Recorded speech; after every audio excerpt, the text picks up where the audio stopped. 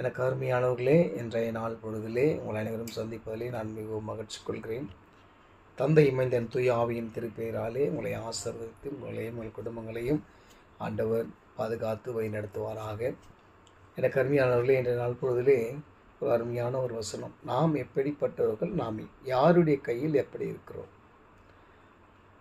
எரேமியா தீர்க்கதரிசி சொல்கிறாரு 18ஆம் அதிகாரம் 6ஆம் வசனத்தில், கர்த்தர் சொல்கிறார், இதோ இஸ்ரவேல் வீட்டாரே, களிமண் குயவன் கையில் இருக்கிறது போல நீங்களும் என் கையில் இருக்கிறீர்கள்.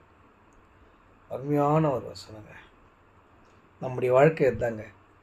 நாம் மண்ணாக இருக்கிறோம், மண்ணுக்கு திரும்ப போகிறோம், புழுதிக்கு புழுதியாக, சாம்பலுக்கு சாம்பலாக. நாம் மரித்த பிறகு மண்ணோடு மண்ணாக நாம் மக்கப் போகிறோம். இதுதான் நம்முடைய வாழ்க்கை. நாம் என்ன தான் வாசனை திரவங்களை போட்டு, இல்லை தங்கத்திலே கூட நம்ம சோப்பு செஞ்சு தங்கத்திலே தன்னை அபகரிச்சிக்கினாலும், தன்னை அலங்கரித்து பெரிய ஒரு ஆளாக நம்ம காட்டினாலும், கடைசியில் நமக்கு சொந்தமானது மண் மட்டும்தான். மண்ணுக்கு மண், சாம்பலுக்கு சாம்பல். இதுதான் நம்முடைய வாழ்க்கை. அதுதான் அழகாக ஆண்டவர் சொல்கிறாரு, நீங்கள் குழவன் கையில் களிமண் போல் நீங்கள் என் கையில் இருக்கிறீங்க. உங்களை என்ன பண்ணணும், எப்படி வணையணும், எப்படி இருக்கணுன்றதை நான் பார்த்துக்குவேன். நான் தரேன் உனக்கு. என்ன வேணால் பண்ணு. முதல்ல களிமண்ணே ஒரு ஒரு பாத்திரமாகணும். நான் இப்படி தான் வரணும், ராஜாவின் கையில் தான் நான் வைக்கணும், ராஜாவினுடைய கிரீடமாக தான் நான் போகணும்னு ஆசைப்பட முடியுமா? அதை வணைகிறவன் தான்.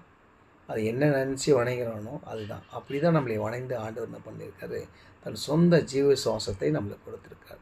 அந்த ஜீவ சுவாசத்தை பெற்றுக்கொண்ட நாம் என்ன பண்ணுறோம் அப்படின்னு சொன்னால், அவரை ஏற்றுக்கொள்ளாமல் அவருக்கு விரோதமான காரியங்களையும், பொய்சாட்சிகளையும், பொறாமைகளையும், பொச்சிருப்புகளையும், இல்லையா, நம்முடைய அன்பை இல்லாதவங்ககிட்ட காட்டுறதை விட இருக்கிறவங்ககிட்ட தான் காட்டுறோம். இல்லாதவங்ககிட்ட நம்ம கோவப்படுறோம், அலட்சியப்படுத்துகிறோம், இல்லையா?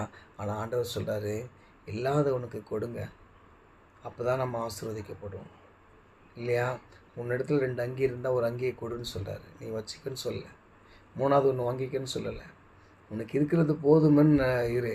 ஏன்னு சொன்னால், நான் தான் எல்லாவற்றையும் போஷிக்கிறவன், நான் தான் எல்லாவற்றையும் கொடுக்குறவன். நான் உனக்கு என்னது எப்போ எந்த வேலையில் தேவை என்பதை நான் கண்டிப்பாக கொடுப்பேன்.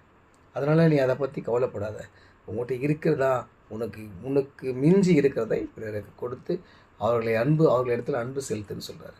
அப்படி நாம் அன்பு செலுத்தும் போது இந்த குழவன் கையில் களிமண் போல ராஜாவின் கையில் இருக்கிற பாத்திரங்களாக நம்மளை கர்த்தர் வணைய செய்வான். ஆமீன்.